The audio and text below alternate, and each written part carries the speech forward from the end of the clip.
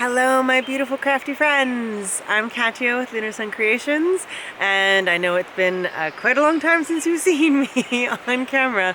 I've had a really horrible cold for the last little while. I'm still a little bit sick, but I have managed to get a new tutorial ready for you at long last. So I'm calling this one the Watercolor Rainbow tutorial. It's going to be a 4-part video tutorial. I didn't do the full written PDF for this one, just the video, but there is a full cutting guide, scoring guide, and all that in the PDF. I've also made a new paper collection that kind of goes along with it. You can buy the paper collection by itself, the tutorial by itself, or you can buy it as a bundle and save a little money.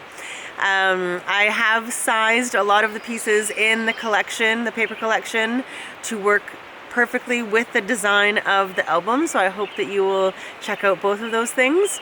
I'm super happy with the way it turned out. The papers are gorgeous, and you're definitely going to see more of them because I have lots of plans to do different things with them. And without further ado, let's get into it, and I will show you what the album looks like. I hope you love it as much as I do. I'm very excited about it. So here we go. Okay, so here is the album. This is the front cover. It measures 6 1/4 by 9 1/2. The pages are just slightly smaller than that.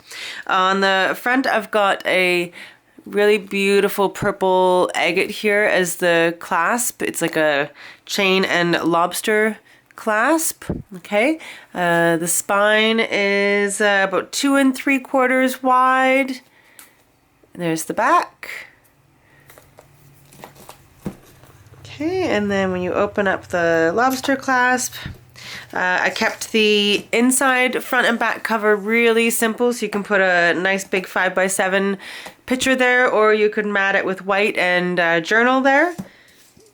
On the first page, I'm so in love with these papers. I hope you will check them out because I just absolutely adore them. So you open up the 2 first flaps and you have 2 pockets. Right now I just have some white cardstock in there, but you can add a few more things if you so desire. And then this whole thing pulls down. And this is one of the cut-aparts from the collection. And another beautiful image. And then when you open it up, you've got 2 pop-ups, so you can either journal or add photos. I'm kind of thinking that I would be using mine more as a journal, so there is quite a bit of white space. So you can either put photos there or journal. Each page is open. I don't have a large tag in there, but you can put a big insert in the end of each pocket, or in the end of each page, I should say.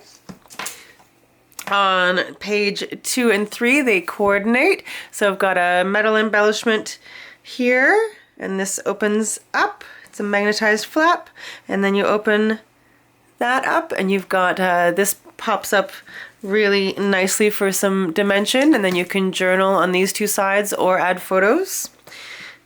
Close that up and then open, and again room for journaling and or photos. And then it does it a 3rd time. Now this is a fairly bulky album, but throughout the video tutorial I do give you options of where you might want to reduce the bulk, like what pieces you could omit to make it less bulky. Like this page, for instance, I would just omit one of these sections altogether and just have the 2 sections. Okay, so I do give you alternatives throughout the whole tutorial. On page 3, this is magnetized and lifts up. And then you've got 2 pull outs, so they open like that, and then going the other way like this, and they each go up and down. And I haven't matted everything just because I was trying to cut down on a bit of the bulk. And then the same on the other side, so they go this way with the up and down, and then this way. So they're basically 2 huge water or accordions. So if you pull them out, it's like this, and you can see there's 3 flaps 3 flaps on each one. Okay, so there's so much space in this. So this is another page where you can, I show you how to alter it so that it's not quite as thick. Okay, because these 2 pieces do add up to be quite a bit of bulk, but you can alter it, and then it opens up like this as well. Okay, and I make the pages with a lot of interaction so that if you decide to, you can make, you know, a whole little album just with 1 or 2 of the page designs. Like if you just wanted to take, you know, pages 2 and 3 and put it into, you know, a folio or something, like, you know, you could totally do that. All right, moving on to pages 4 and 5, which also coordinate. So here, this goes up and down, and then it opens like this, and then just a small rolling waterfall, just a couple. Or you could also use this as like say there's like a special 50th birthday or something, everyone can sign the album. That's another thing that I've had people do. On page 5, you've got these little ribbon pulls. So when you pull this to this side, it opens this part. So it goes up and down and open. And then that also allows this to open to the side. And then you've still got the opening in here for a large tag. And then when you pull it this way, it allows this to open, and then open again for a bunch of journaling space. And then when you pull it back to the center, it magnetizes in place. Okay, and then page 6. I love this image. I have to show you this up a little bit closer. Isn't that so gorgeous? So you open this up, and then in here is a pocket.